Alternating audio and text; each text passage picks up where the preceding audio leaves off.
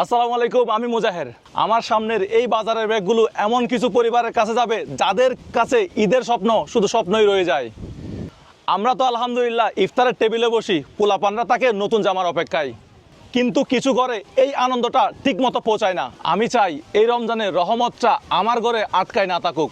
তাই প্রতি বছর আমার সামর্থ্য যতটুকু ততটুকুই আমি মানুষের জন্য কাজ করার চেষ্টা করি। জিকি জিকি জিকি জিকি জিকি।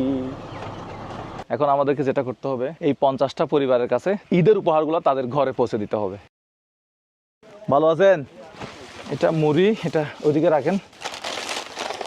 সেমাই, নুডলস, এটা হচ্ছে, এটা কি তেল, লবণ, রসুন, চিনি, পেঁয়াজ, রুটি বানাবেন, ছোলা, চনা ছোলা, নারিকেল, এরপরে আছে হচ্ছে আলু আলু আলু, ডাল, হ্যাঁ ডাল, অল্প কিছু চাল। এখানে মোটামুটি 1 মাসের বাজার দেওয়ার চেষ্টা করছি। আসসালামু আলাইকুম, ঘরে কেউ আছে?